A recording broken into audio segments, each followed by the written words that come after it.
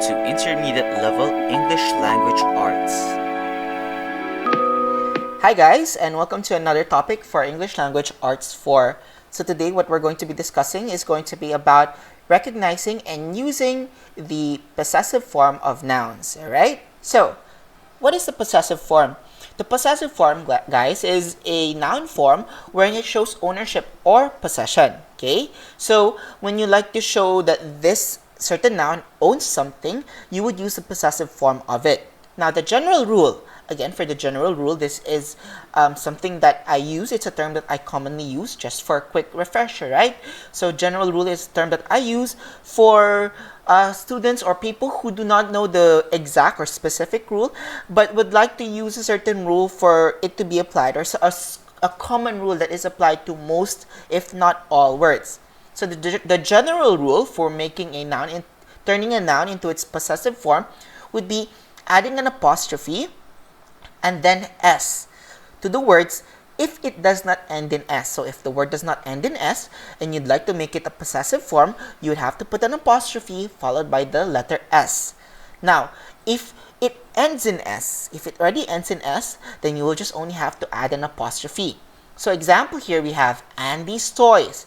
Andy ends with a y. Y, it's not s, so you have to put an apostrophe followed by s. Okay, so the owner there is Andy, and what does Andy own? It owns, or he or she owns, toys. Another example, ladies section. Okay, ladies ends in s, so you would have to put an apostrophe. Men's room, Mrs. Jones' car. These are different examples of turning a noun into its possessive form. Now, there are many uses just explained in your book. I will not anymore go through them specifically, but let me just quickly discuss what they are, okay? So, number one, they show human relationships. So, what is this noun? How is this noun related to another noun? Or, for example, show traits or characteristics. Number three, tell that something is named after somebody. So, for example, we have St. John's Cathedral, for example, stuff like that. Okay, express measurement of time. So, a week's notice, a week's time. Okay, number five, show a noun and another noun derived from a verb. Or number six, it shows a source or an origin of something. Okay, so these are all found in your books, page 64 to 65. Okay, now these are all just really ways as to how you're going to use possessive forms of nouns. Now, there is another form. This is what you call the of phrase. Now, the of phrase is slightly different, but it's still the same way, or its use is the same way.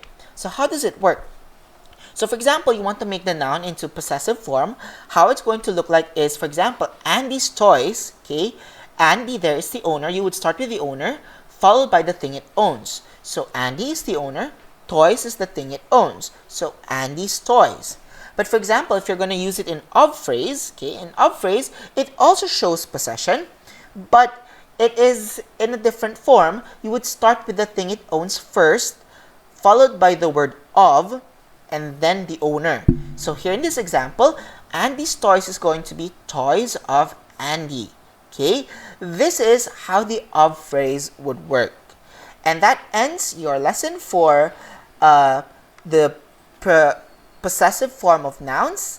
I hope that you guys understood the lesson, and I'll see you in the next one.